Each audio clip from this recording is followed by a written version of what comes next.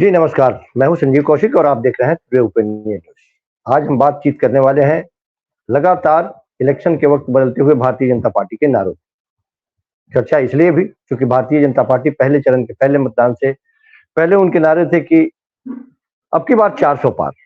प्रथम चरण का मतदान हुआ, लोगों ने देखा कि किस तरह से प्रथम चरण के मतदान में वोटों की गिरावट हुई। मतदाताओं में उदासीनता रही और 2019 के प्रथम चरण में जितने मतदान हुए थे, उसके हिसाब से गिरावट रही उसमें मतदानों की फीसदी में। निश्चित तौर पे ये चिंता केवल सत्ता पक्ष के लिए नहीं है, चिंता सरकार के लिए भी है, चिंता इलेक्शन कमीशन के लिए भी है, चिंता एक आम नागरिक के लिए भी है, चिंता राजनीतिक दलों के लिए भी है, विपक्षी पार्टियों के लिए भी।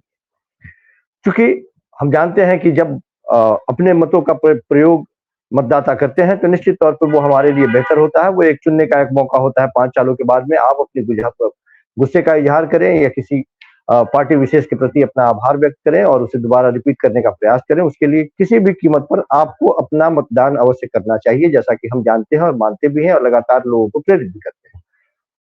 हम ये सवाल इसलिए भी उठा रहे हैं क्योंकि पहले चरण के मतदान गिरने के बाद में जो प्रतिशत था गिरने के बाद में लगातार ये चर्चा करते रहे कि आखिर ये तकरीबन 4% जो मतदान में गिरावट आई है, ये 16-17 लाख मतदान जो कम हुए हैं, ये वोट किसके थे?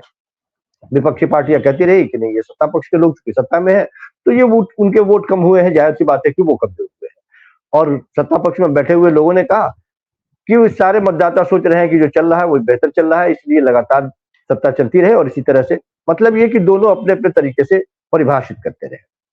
हम आज बात करने वाले हैं भारतीय जनता पार्टी के रणनीतियों की। ये तो एक पहलू हुआ और दूसरे पहलू पे हम बात करते हैं। भारतीय जनता पार्टी आखिर ऐसी क्या बात हो गई कि लगातार प्रथम चरण के समय जो उनकी रणनीति थी, दूसरे चरण में बदल गई? क्या तीसरे चरण में भी ये रणनीति बदलने वाली है?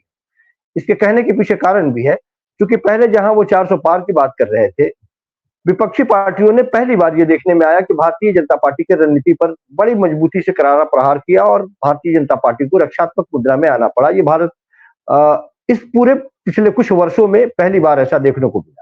उन्होंने कहा कि 400 पार विपक्षी पार्टियों ने पकड़ लिया, विपक्षी पार्टियों ने ये कहना शुरू कर दिया और उनके बड़बोलेपन कुछ नेताओं ने भी वो हर दल में है, कांग्रेस में भी उस तरह के नेता हैं, विपक्षी पार्टी के तमाम पार्टियों में है और भारतीय जनता पार्टी के लोग दल में भी है।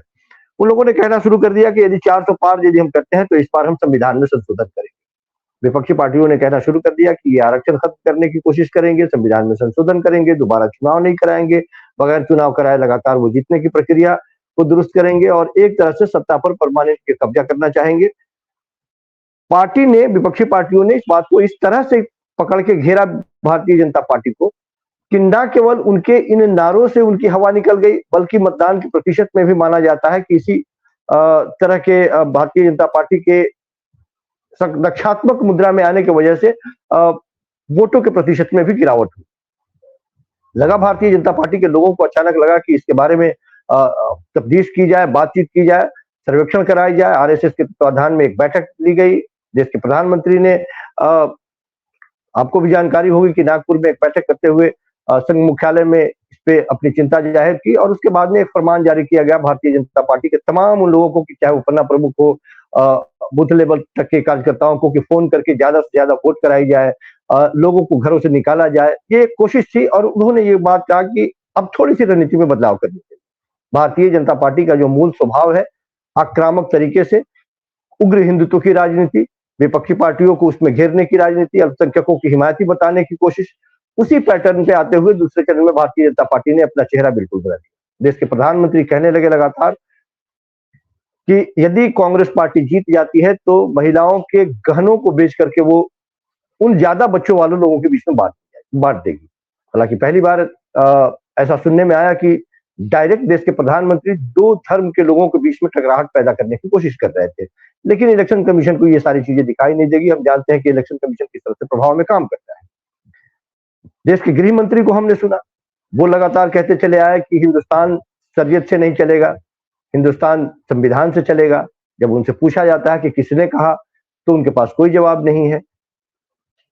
योगी जी उसी तरह की भाषा का इस्तेमाल कि किसी एक पक्ष के बारे में ज्यादा सोचने और दूसरे पक्ष को इग्नोर करने की बात।